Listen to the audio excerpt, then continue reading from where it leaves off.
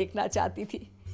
हाँ, बहुत अरमान थे अपनी इकलौते बेटी की शादी को लेकर, लेकिन कोई बात नहीं, शायद किस्मत को यही मंजूर होगा। ये कहते ही नरेश की माँ रीना को गले लगा लेती है।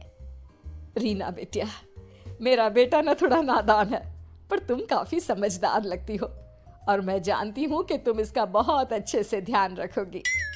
माँ आप चिंता मत कीजिए, मैं सब संभाल लूंगी। नरेश की माँ अपने बहू और बेटे के साथ खुशी खुशी रहने लगती है। दिन बीतने लगते हैं। नरेश की माँ और रीना का रिश्ता बहुत मजबूत होता चला जाता है। वो दोनों सारा दिन एक साथ रहती और खूब बातें करती। इधर साथ रहते रहते नरेश और रीना भी एक दूसरे से प्यार करने लगते हैं। दोनों को इस बात का एहसास हो जाता है, फिर भी वो इस बात को छुपा कर ही रखते हैं। एक दिन नरेश की माँ और रीना शादी के बारे में बात करने लगते हैं। रीना बिटिया, ये तो नरेश ने मुझे बिना बताए शादी कर ली, वरना मैं तो अपनी इकलौती बेटी की शादी इतनी धूमधाम से करती कि सारी दुनिया देखती रह जाती। अच्छा माँ, आप ऐसा भी क्या करती नरेश और मेरी शादी में जो दुनिया देखती रह जाती? अरे बिटिया, एक माँ के अरमान तुम अभी नहीं समझोगी। मैं तो अपनी बहू को एक रानी की तरह लेकर आती और शादी भी बिल्कुल शाही अंदाज में करती, पर मेरे तो सारे अरमान ऐसे ही रह गए। खैर, मुझे तो अपने बेटे और बहू की खुशी चाहिए बस। ये कहते हुए नरेश की माँ की आंखों में आंसू आ जाते हैं। रीना भी ये सुनकर ख्यालों में खो जाती है, क्योंकि वो भी मन ही मन खुद को नरेश की पत्नी और उसकी माँ की बहू मानने लगी थी।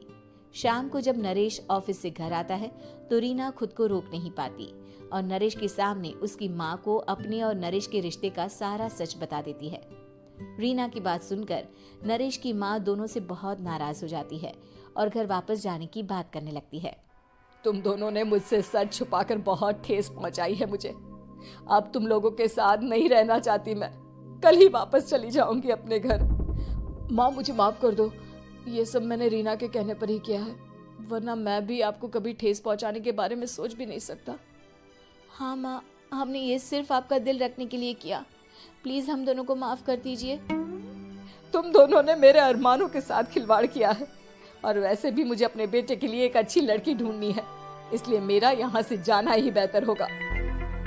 माँ की ये बात सुनकर रीना खुद को रोक नहीं पाती। माँ, क्या मैं आपके घर की बहू बनने लायक नहीं हूँ? रीना की बात सुनकर नरेश हैरान रह जाता है। नरेश की माँ भी कुछ समझ नहीं पाती। मैं कुछ समझी नहीं, आखिर तुम कहना क्या चाहती हो? माँ, मैं वो नरेश से बहुत प्यार करती हूँ और साथ ही साथ मैं आपको भी अपनी माँ मान बैठी हूँ।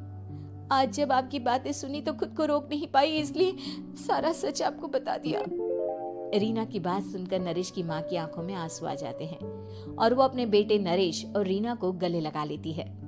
मेरे घर की बहू तो सिर्फ रीना बिटिया ही बनेगी। मैं आज ही तुम दोनों की शादी की तारीख निकलवा दूंगी, बस एक बार तुम्हारे घर वाले मान जाए। उसी दिन रीना के माता पिता भी उनके फ्लैट पर आ जाते हैं। दोनों परिवार आपस में बैठकर बातें करते हैं और शादी के लिए राजी हो जाते हैं। रीना भी कॉन्ट्रैक्ट फाड़ देती है और कहती है, सही मायने में मैं अब बहू बनूंगी, अब तक तो सिर्फ कॉन्ट्रैक्ट वाली बहू थी।